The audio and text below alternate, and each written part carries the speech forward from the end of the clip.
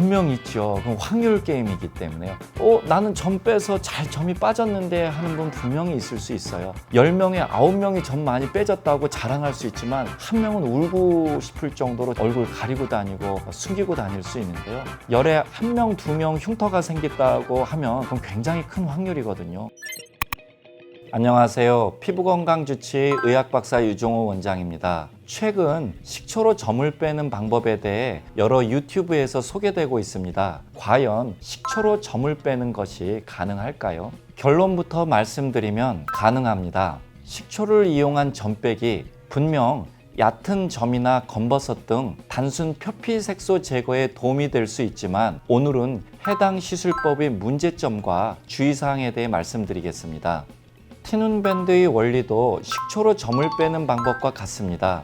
티눈밴드는 중심부에 각질 연화작용이 있는 살리실산을 희석시켜 티눈 부위를 불리거나 부식시켜 치료합니다. 손 발바닥의 티눈 한 개를 제거하는 데에도 살리실산을 많이 희석시켜 치료하는데 이러한 산의 일종인 식초 원액을 사용하여 얇고 민감한 피부인 얼굴이나 몸의 여러 점들을 흉터나 자국을 남기지 않고 안전하게 제거하기는 어렵습니다. 식초는 여러 음식에 사용되기 때문에 손쉽게 구할 수 있고 안전할 거라는 생각을 하기 쉽습니다. 하지만 큰 냉면 그릇에 식초 몇 방울만 넣어도 시큼한 느낌이 혀끝으로 전달됩니다. 이 빙초산을 재료로 한 식초 원액을 얼굴이나 몸에 점을 빼는 데 사용한다는 것, 솔직히 말리고 싶습니다.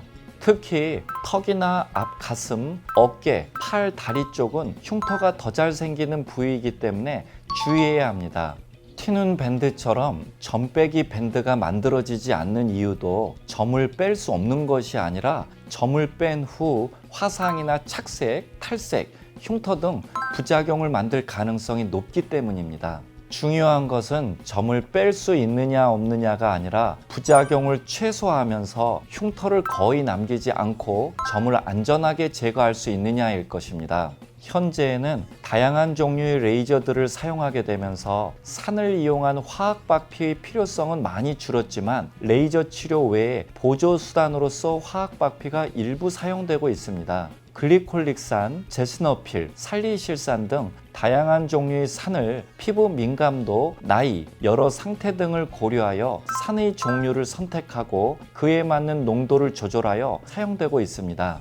하지만 산을 이용하여 점을 빼려면 우리 몸의 다양한 색소를 구별할 수 있어야 하고 많은 시행착오와 경험이 필요하며 부작용 발생에 대한 후처치 및 약 처방이 가능해야 합니다. 실제로 최근에 식초를 이용한 점 빼기를 시도하였다가 여러 부작용 때문에 내원하여 치료받고 계신 환자가 여러 분 계십니다. 식초로 점 빼기 시술법에 대해 영상 올려주신 유튜버 분들 손쉽게 점 빼는 방법에 대해 좋은 의도를 가지고 유튜브에 올려주신 부분에 대해서는 박수를 보냅니다. 하지만 식초 점 빼기를 보고 처음 시도해 보실 많은 분들 입장에서 보면 부작용을 남길 가능성이 있기 때문에 이 부분에 초점을 맞추어 말씀드렸습니다. 내 얼굴에 보이는 점이 단순한 점이 아니라 기미, 주근깨, 잡티, 검버섯 등 많은 종류의 색소들이 함께 있을 수 있고 그 색소의 깊이, 색소의 성향에 따라 치료 방법이 달라지게 됩니다.